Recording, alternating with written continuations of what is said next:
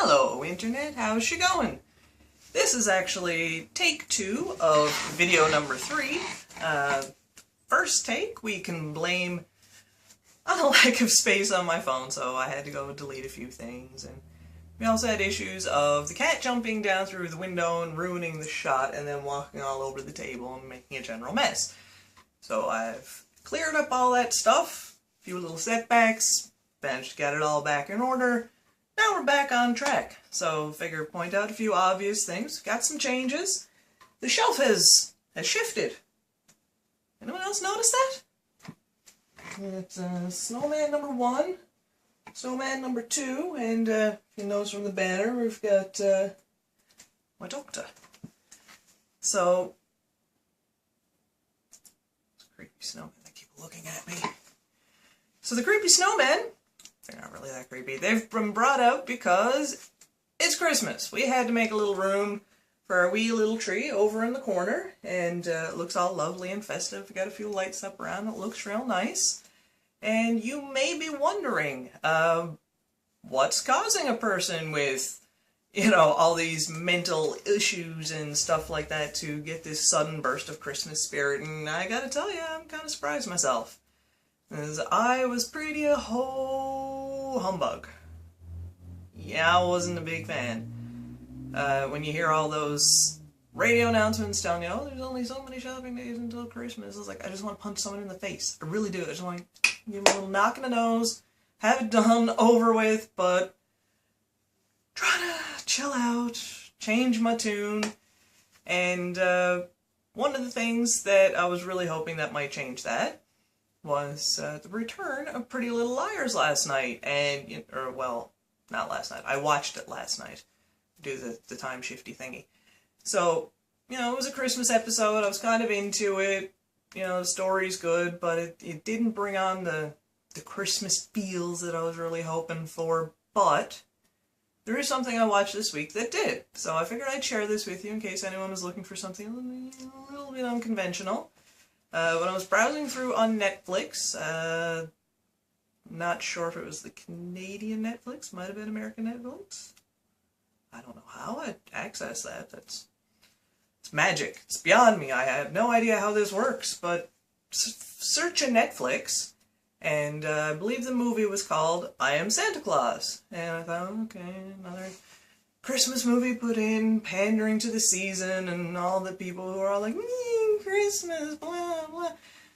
And I couldn't help but just peek a little closer at the little icon they had there on the Netflix screen. I looked and I said, I recognize that face.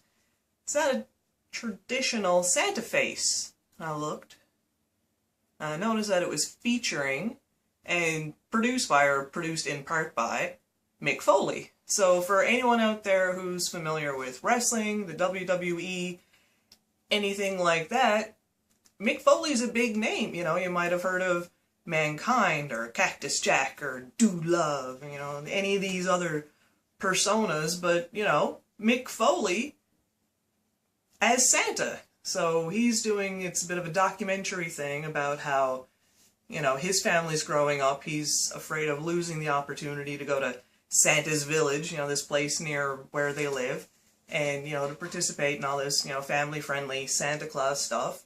And he takes on the opportunity after talking with different professional Santas, and he kind of gets mentored by a Santa and gets the Santa makeover, and he becomes Santa. So it's a really interesting story, and you look at, the lives behind all these other, department store Santas or corporate Santas or Santas that just do private functions, anything like that, and it's a real Santa subculture. It's really interesting, and, watching this documentary by a guy famous for, falling through the cage and not dying in the ring.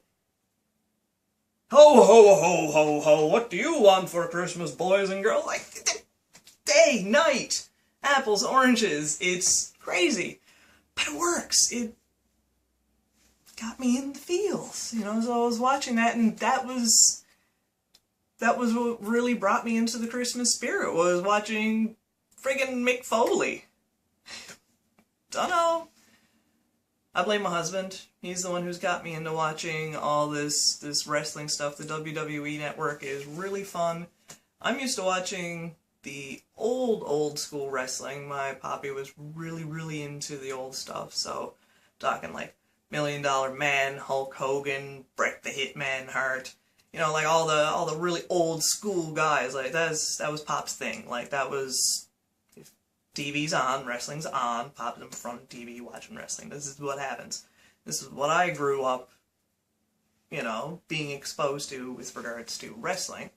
And lo and behold, my husband, many years ago, was also really into wrestling, and he watched it more growing up through high school and the Attitude Era and all this stuff when Mick Foley was getting to be really big in the WWE, you know, big with the McMahons, and then just learning of all these different things that he's done past, you know, so all this charity work and, you know, his autobiography, Have a Nice Day. It's on my Christmas list. Fingers crossed.